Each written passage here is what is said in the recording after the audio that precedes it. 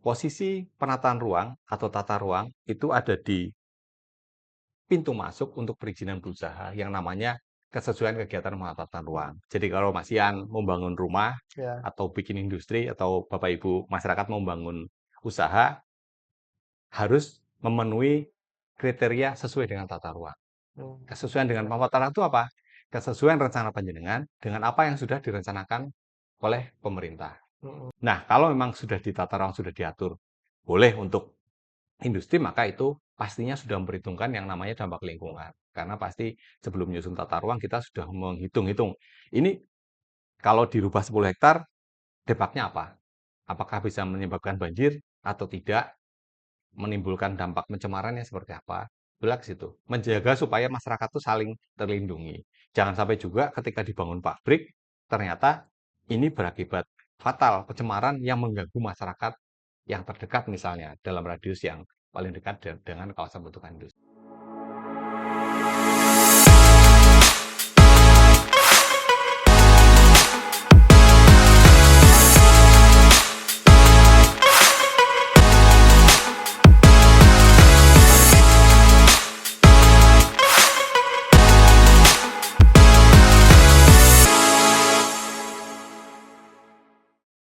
Bang Ahmad Capat, salam literasi digital. Kembali lagi di podcast Bang Ahmad Capat bersama saya Ian Hakim di Dinas Komunikasi dan Informatika Kabupaten Purbalingga.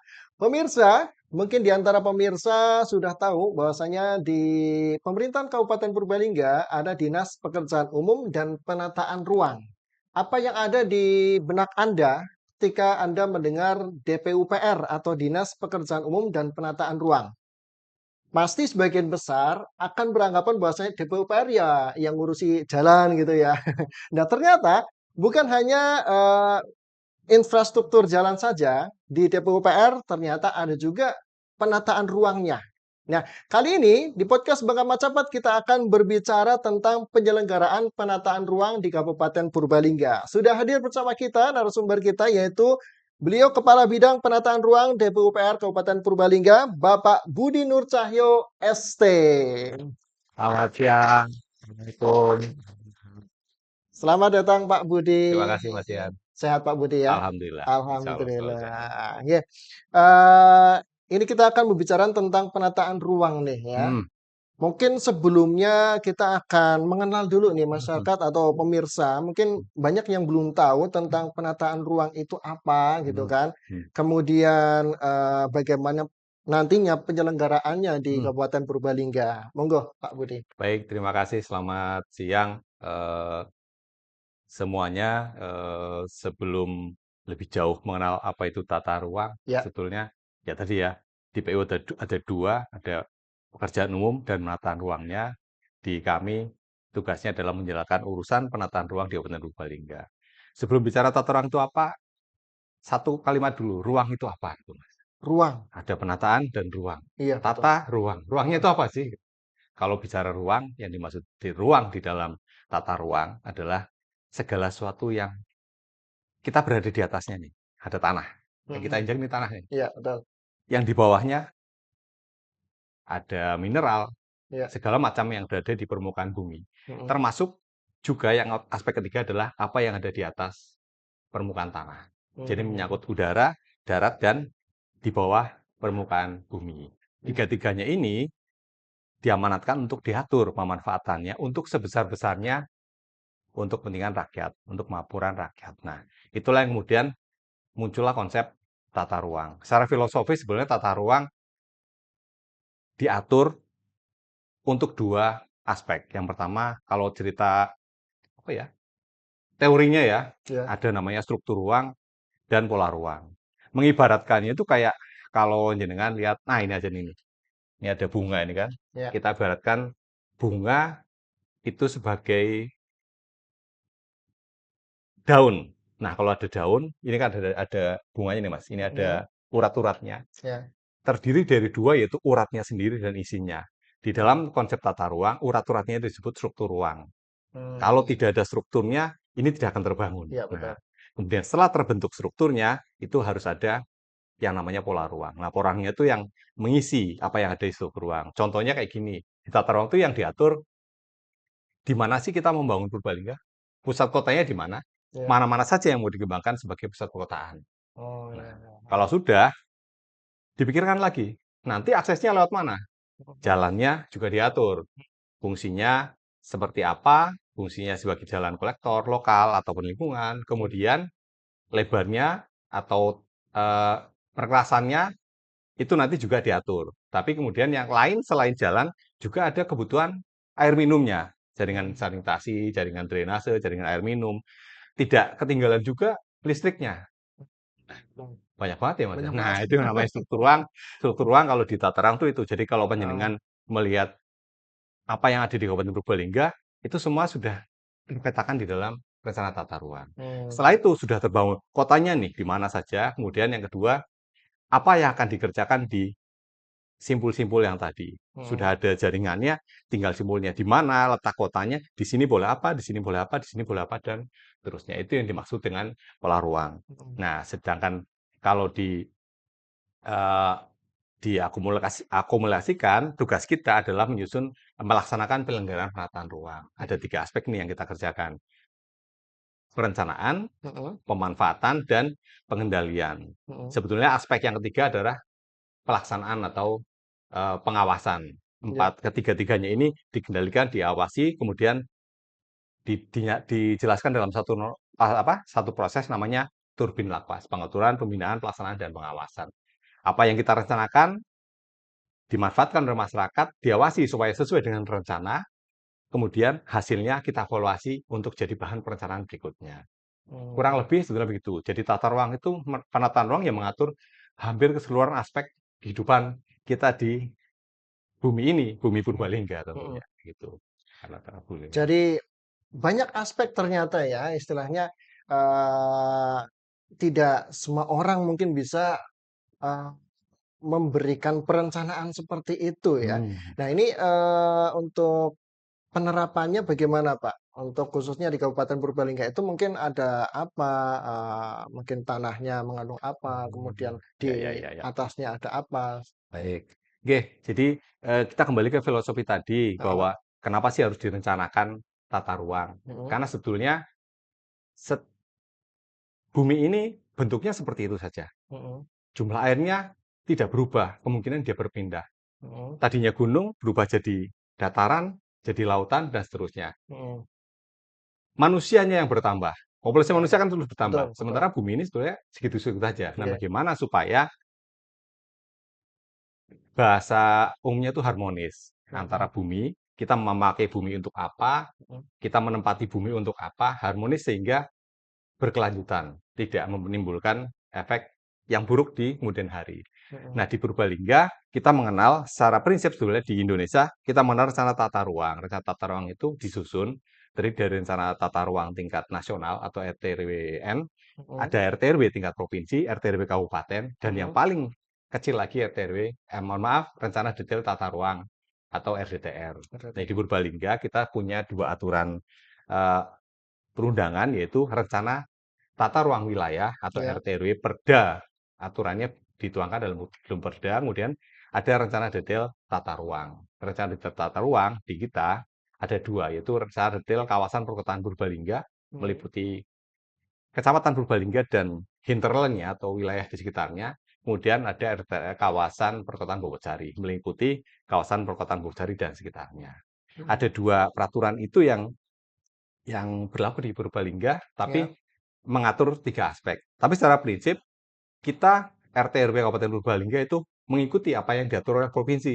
Heeh. Kemudian tidak boleh lepas dari apa yang diatur oleh nasional atau Nasional ya. negara.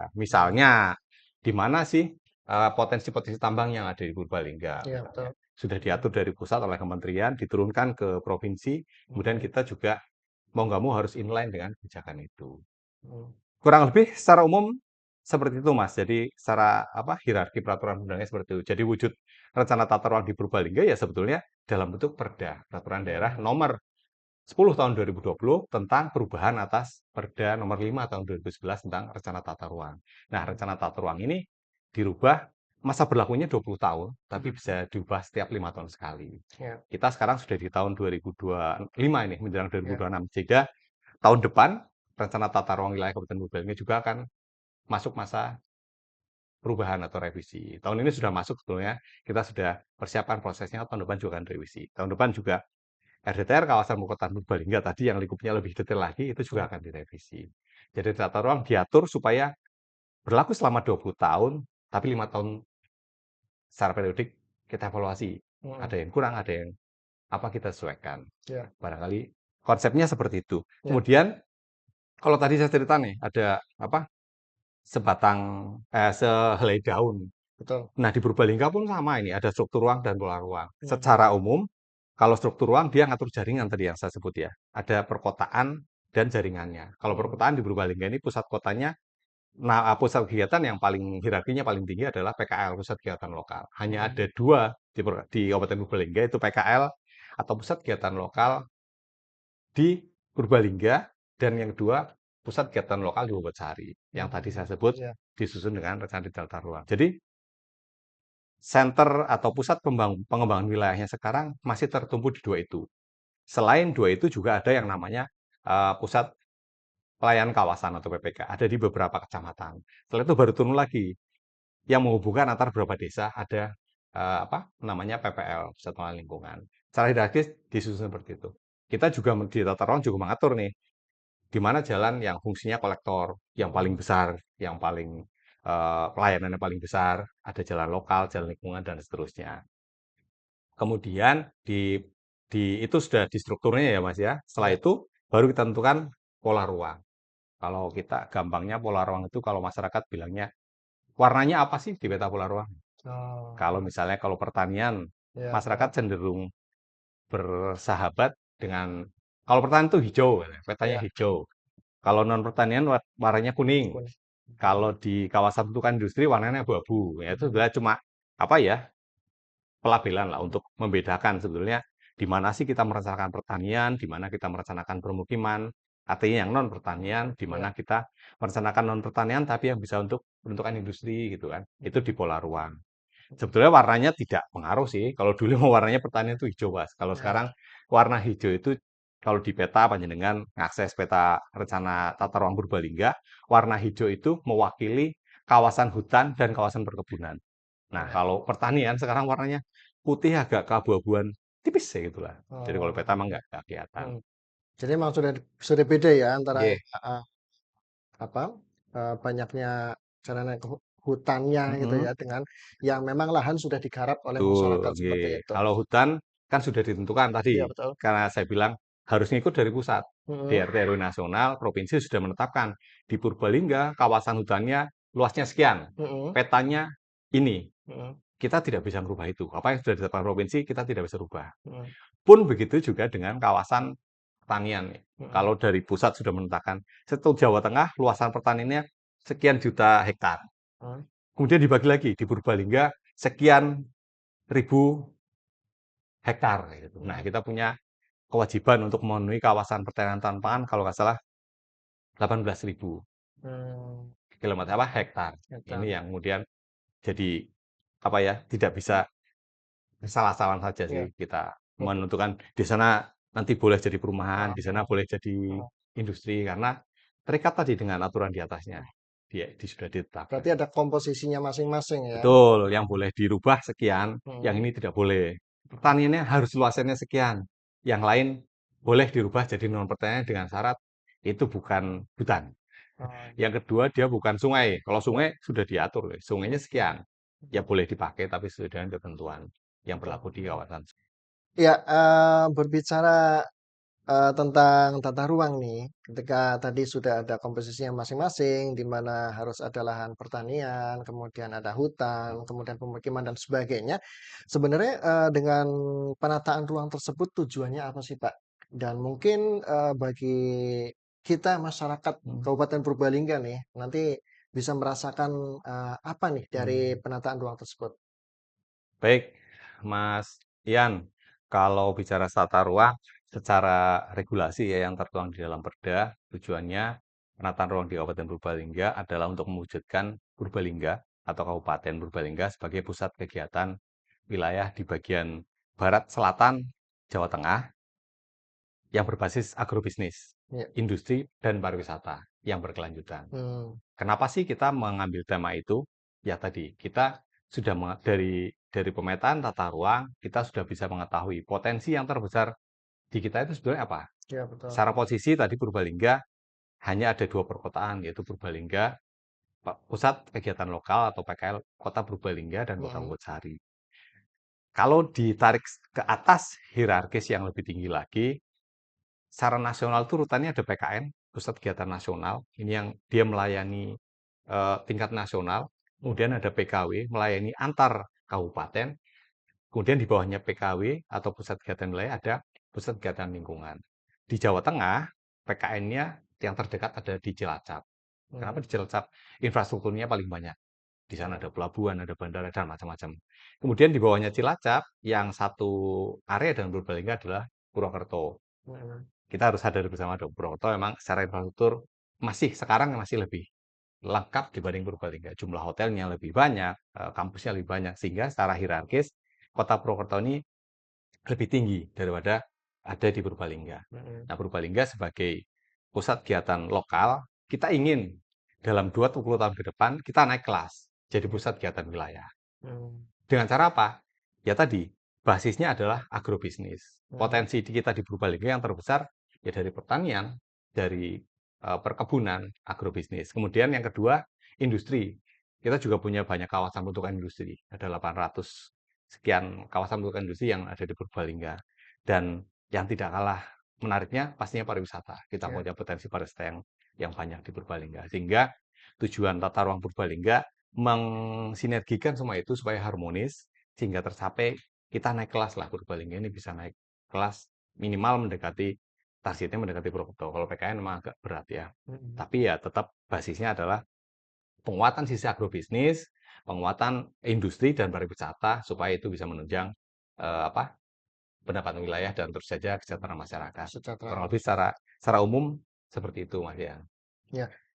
Ketika berbicara seperti itu untuk istilahnya semuanya dipikirkan, Mm-mm, artinya dipikirkan untuk kesejahteraan masyarakat mm-mm, khususnya ya. mm-mm. Nah, adakah, regulasi mungkin, Pak, yang mengatur ini sebenarnya yang terkait dengan penataan ruang itu Apa gitu? apa saja gitu ya? Ngatur apa sih masyarakat boleh apa sih itu?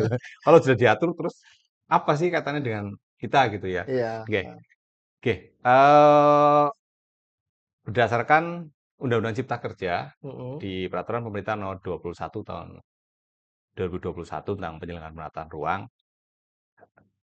posisi penataan ruang atau tata ruang itu ada di pintu masuk untuk perizinan berusaha yang namanya kesesuaian kegiatan pengetatan ruang. Jadi kalau Mas Ian membangun rumah iya, atau bikin industri atau Bapak Ibu masyarakat mau membangun usaha harus memenuhi kriteria sesuai dengan tata ruang. Kesesuaian dengan iya, tata ruang itu apa? Kesesuaian rencana panjenengan dengan apa yang sudah direncanakan oleh pemerintah. mhm, Kalau panjenengan ternyata aktivitasnya sudah memenuhi kriteria sesuai dengan rencana tata ruang, berarti aktivitas panjenengan legal, perizinannya akan lanjut sampai ke level yang paling akhir, yaitu IMB. iya, Namanya, kalau sekarang namanya persetujuan bangunan gedung. Fungsinya mhm, tata ruang sebenarnya di situ mengatur supaya masyarakat beraktivitas itu memang sesuai dengan yang direncanakan. Misalnya tadi mhm, panjenengan punya sawah 10 hektar misalnya, betul, di situ mau bangun pabrik. Ada orang mhm, tertarik nih, saya mau bangun pabrik, tapi lokasinya di sini. Ternyata mhm, itu tanah punya Mas Ian. mhm, Terus kemudian Mas Ian mau menjual tanah.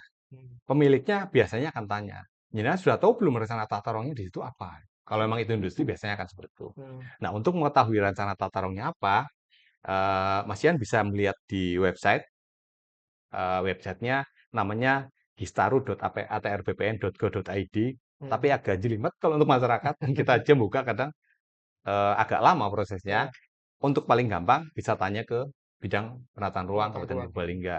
Boleh nggak sih lahan saya dijadikan untuk pabrik misalnya? iya, Nanti kita akan cek lagi nih di rencana tata ruangnya. Boleh apa tidak? mhm, Aturannya misalnya dia direncanakan sebagai apa?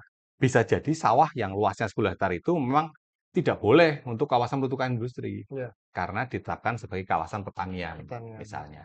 Atau bisa juga sawah itu ternyata ada masyarakat yang komplain, "Oh, itu sawah kok bisa jadi pabrik?" Hmm. Karena di dalam rencana tata ruang kita sudah menetapkan, sawah itu memang kita rencanakan lahan di sekitar situ yang mayoritas berupa pertanian memang boleh untuk aktivitas industri. Hmm. Ada batasan-batasannya. Kemudian setelah mendapatkan informasi dari kami di tata ruang, panjenengan bisa melanjutkan proses perizinan berusaha. Hmm. Sebetulnya secara prinsip kayak tadi, untuk menghindari jangan sampai lahan yang sudah ditetapkan sesuai dengan peruntukannya dimanfaatkan oleh masyarakat tidak sesuai dengan peruntukannya. Betul. Kenapa? Karena kalau itu dimanfaatkan tidak sesuai dengan peruntukannya akan menimbulkan dampak lingkungan yang tadi. Ya. Karena kita menggunakan bumi ini kan kadang sesuka-suka kita ya. Hmm. Dulu memang orang tua kita senangnya, orang tua saya ya, mungkin orang tua kalian belum, senangnya numpuk numpuk sawah, semakin banyak sawah. Karena Ya. apa? Dulu masyarakat kita masih cenderung ke agro, cenderung ke pertanian. Hmm. Yang penting ada sawahnya dulu. Sawah-sawah-sawah diperbanyak.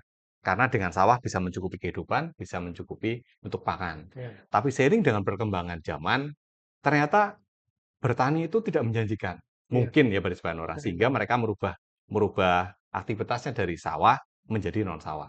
Entah itu menjadi perumahan, entah itu Hmm. menjadi tadi kawasan peruntukan industri atau peruntukan yang lain. Nah, kalau memang sudah ditata ruang, sudah diatur, boleh untuk industri, maka itu pastinya sudah memperhitungkan yang namanya dampak lingkungan. Karena pasti sebelum menyusun tata ruang, kita sudah menghitung-hitung. Ini kalau dirubah 10 hektar, dampaknya apa? Apakah bisa menyebabkan banjir atau tidak? Menimbulkan dampak pencemarannya seperti apa? Itulah ke situ. Menjaga supaya masyarakat itu saling terlindungi. Jangan sampai juga ketika dibangun pabrik, ternyata ini berakibat fatal, pencemaran yang mengganggu masyarakat yang terdekat misalnya, dalam radius yang paling dekat dengan kawasan peruntukan industri. Secara prinsip itulah gitu sih, membuat kehidupan kita lebih terarah dan harmonis. Harmonis begitu ya. Nggih, antara Iya. seluruh aspek. Betul. Jadi antara sumber daya alam Mhm, dengan kita sebagai dengan manusia kebutuhan yang kita, memanfaatkan gitu ya. betul, Nanti juga terjaga. akan kembali ke kita sendiri gitu Betul, ya. iya iya. Ketika misalkan lahan pertaniannya berkurang, Hmm, nanti efeknya juga akan kembali ke kita. kekurangan beras. Heeh. Kekurangan beras, ganti bolet gitu. Ya, eee, jadi menarik nih Mas. Mas apa Pak ini? Pak ya, Pak Budi. Bebas, saya masih mas-mas loh. Masih kelihatan awet muda sih soalnya. Kemudian ini kita berbicara mungkin tentang sanksi. Mhm, boleh. Sanksinya itu yang terkait dengan pelanggaran di penataan ruang ini sebenarnya apa saja sih yang mungkin sering terjadi dan bagaimana sanksinya, penjara atau Mhm, denda? Mungkin baik. bisa dijelaskan. Oke, di dalam Undang-Undang Penataan Ruang, Undang-Undang 6 tahun 2007, di pasal 70 menyebutkan di sana setiap orang yang memanfaatkan ruang Mhm. tidak sesuai dengan rencana tata ruang itu bisa dikenakan berbagai macam sanksi. Ya. Yang pertama kalau dia mengakibatkan perubahan fungsi ruang, misalnya dari pertanian dirubah menjadi non pertanian. Itu ada sanksinya penjara 3 tahun. 3 tahun. Kemudian ada Mhm. denda paling banyak 1 miliar. Mmm. Yang kedua, kalau aktivitas panjenengan yang merubah fungsi ruang itu mengakibatkan kerugian harta benda. Iya. Misalnya membangun, kemudian yang di belakangnya terhalangi aksesnya, Iya. atau mengalami kerusakan, dan lain sebagainya yang orang lain yang bukan panjenengan rugi, Mhm. kemudian melaporkan kepada kami untuk menindaklanjuti sebagai pelanggaran pemanfaatan ruang sesuai ketentuan. Sanksinya kalau tadi 3 tahun, perubahan fungsi ruang itu 3 tahun. Kalau ini sudah merugikan harta benda orang lain, sanksinya penjara 4 tahun. Sampai Dendanya tadi 1 miliar, ini berubah mhm, jadi 2,5 miliar. 2,5. Maksimal ya paling Mhm. banyak. Nah, kemudian yang ketiga, kalau jenengan bangun misalnya, menurut saya ini nggih, misalnya sajalah di daerah Karangjamu atau Serang gitu nggih, yang agak tinggi nggih, Iya. bangun hotel misalnya, tingkat 10. Mmm. Padahal di rencana tata ruang misalnya membatasi bahwa kawasan itu karena kawasan rawan bencana, Iya. rawan longsor, Iya. tidak boleh membangun hotel dengan ketinggian sampai 10 lantai misalnya. Mmm. Misalnya nggih, kita tidak sih kalau di Karangjanjuk sana aturannya lebih ke arah kawasan lindung rawan bencana. Ada tempat-tempat tertentu yang memang rawan longsor. Nah, kalau ternyata jenengan nekat bangun, kemudian pastinya karena tidak sesuai dengan tata ruang terus nekat bangun, tidak punya izin nih, IMB-nya atau Betul. PBG-nya sekarang persetujuan bangun gedung atau selamanya kan tidak ada. Sehingga dia bangun asal-asalan. Dilalah, naudzubillah jangan sampai rubuh. Ya, Ngenani tanggane nggih. ya. Terus orang itu meninggal. Nah, Mm-mm. ini yang paling parah, Mas. Hmm. Sanksinya penjara 15 tahun dan denda paling Hmm. banyak 8 miliar.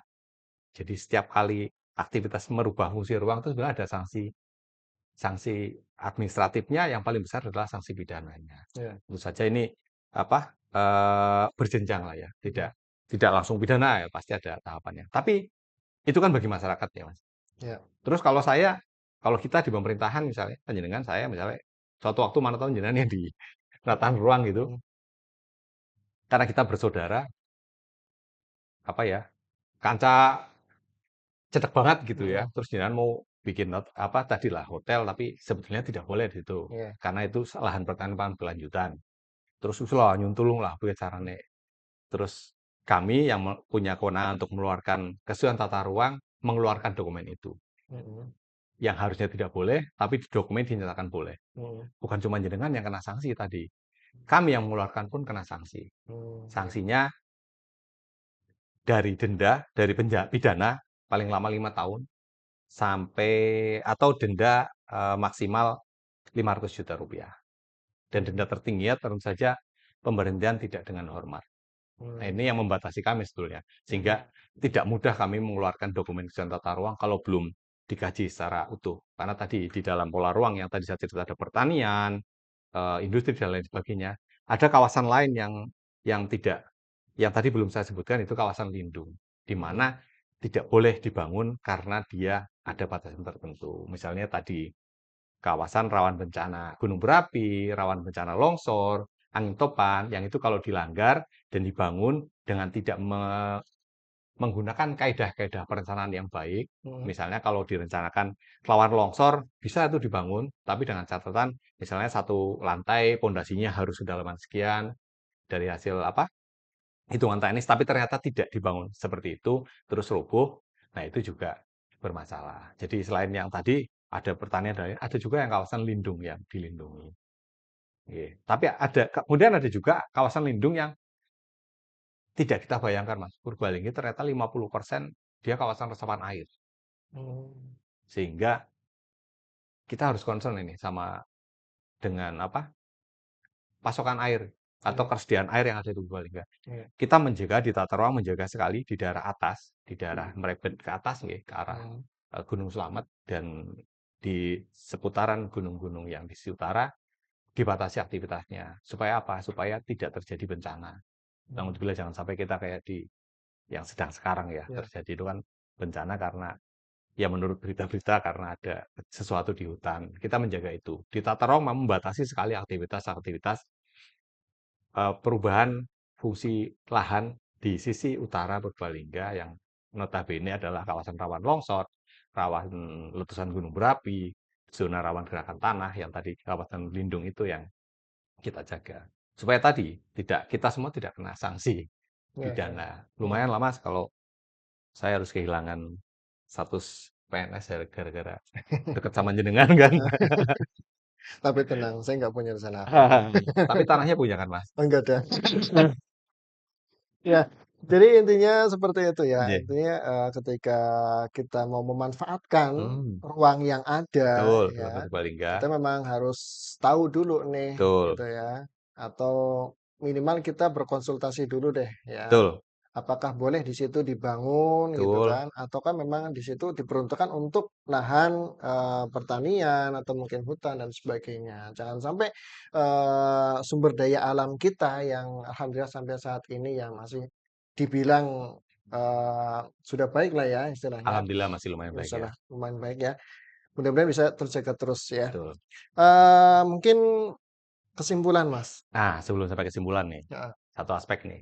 Pasca diberlakukannya Undang-Undang Cipta Kerja, ya. kita masyarakat diberikan kemudahan berusaha oleh pemerintah sehingga dimanapun kita bisa memperoleh dokumen kesesuaian pemanfaatan ruang, utamanya untuk panjenengan yang punya skala usaha UMK, mikro dan kecil.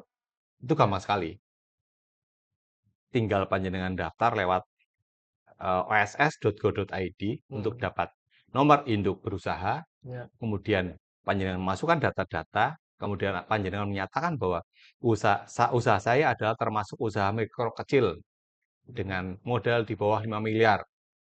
Itu nanti OSS secara otomatis akan menerbitkan dokumen kesesuaian tata ruang, tapi berdasarkan pernyataan mandiri panjenengan.